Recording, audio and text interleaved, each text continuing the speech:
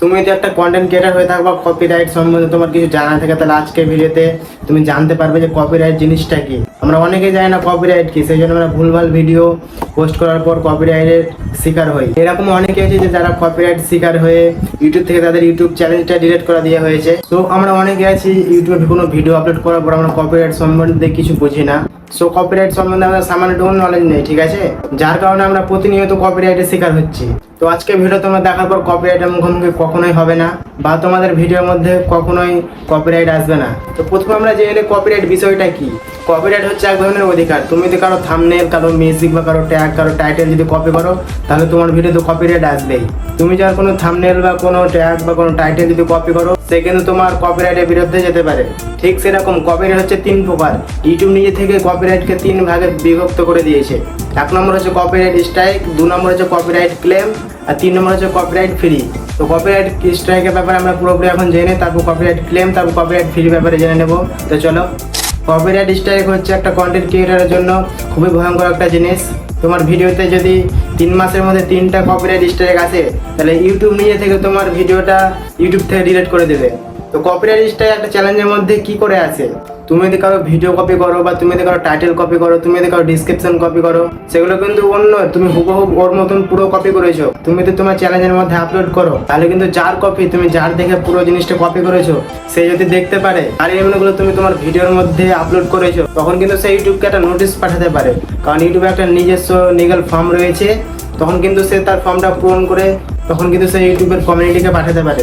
তখন ইউটিউব কী করবে, তখন তোমার ভিডিওটা দেখবে, তুমি অন্যের ডিসক্রিপশন বা অন্যের টাইটেল, অন্যের থাম্বনেল যদি কপি করে থাকো, তখন কিন্তু ইউটিউব তোমাকে একটা স্ট্রাইক দিয়ে দেবে। আর এই স্ট্রাইক যদি 3 মাসের মধ্যে 3টা আসে, তখন ইউটিউব কিন্তু নিজে থেকে তোমার ওই ইউটিউব চ্যানেলটা ডিলিট করে দেবে।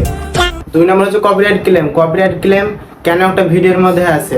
তুমি যখন অন্যের কোনো মিউজিক তোমার ভিডিওর মধ্যে ইউজ করো তার পারমিশন ছাড়া, তখন কিন্তু কপিরাইট ক্লেম তোমার ভিডিওতে আসে। অনেক সময় দেখবে যে তোমাদের ভিডিওর মধ্যে কপিরাইট ক্লেম আসে না। কেন আসে না? কারণ ওই মিউজিকটাই ইউটিউবের মধ্যে কপিরাইট থাকে না, মানে ওই মিউজিকটা সবাই ইউজ করতে পারে। ওরকম অনেক মিউজিক আছে যে যার মধ্যে কপিরাইট ক্লেম থাকে না, সেই সব মিউজিকগুলো কিন্তু তোমার ভিডিওর মধ্যে আপলোড করতে পারে, তাতে কোনো ক্ষতি হবে না। কপিরাইট ক্লেম যার মিউজিক সে কিন্তু নিজে থেকে দেয় না, ইউটিউবে নিজস্ব অ্যালগরিদম আছে, সেই কিন্তু ওই কপিরাইট ক্লেমটা দেয়। মানে হচ্ছে ইউটিউবের অ্যালগরিদমের সাথে তোমার মিউজিকটা মিলে যায়। মানে তুমি যে তোমার মিউজিকটা ভিডিওর মধ্যে আপলোড করেছো, সেই মিউজিকটা আগে যে আপলোড করেছে তার সাথে মিলে যায়। সেই জন্য ইউটিউব দেখছে তুমি তার মিউজিকটা কপি করেছো, বা যে আগে করেছে তার পরে তুমি করেছো, সেই জন্য ইউটিউব তোমার ভিডিওতে কপিরাইট ক্লেম দিয়ে দেয়। আর তোমার ভিডিওতে যদি কপিরাইট ক্লেম দিয়ে দেয়, তোমার ইউটিউব চ্যানেল বা তোমার ভিডিওর কোনো ক্ষতি হবে না। শুধু একটা জিনিস হবে যে তোমার ভিডিওটাতে যেই আর্নিংটা হতো, সেই আর্নিংটা যার মিউজিক তুমি কপি করেছো সে পেয়ে যাবে, তুমি পাবে না।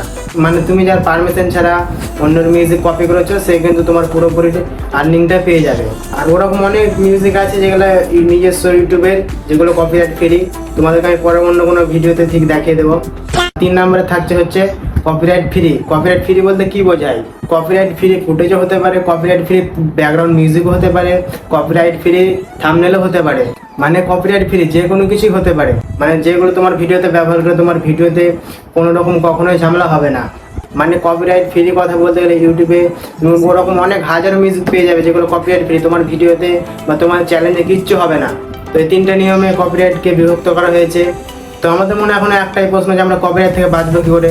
তো আমরা অন্য কারো ব্যাকগ্রাউন্ড মিউজিক ইউজ করবো না, আমরা অন্য কারো টাইটেল ইউজ করবো না, আমরা অন্য কারো থাম্বনেল ইউজ করবো না। আমরা যা ইউজ করবো সব নিজের মনে, হয়তো ভুল হবে কিন্তু হোক, তাও আমরা নিজের মন থেকে ইউজ করবো সব কিছু। আমরা অন্য কারো জিনিস ইউজ করবো না।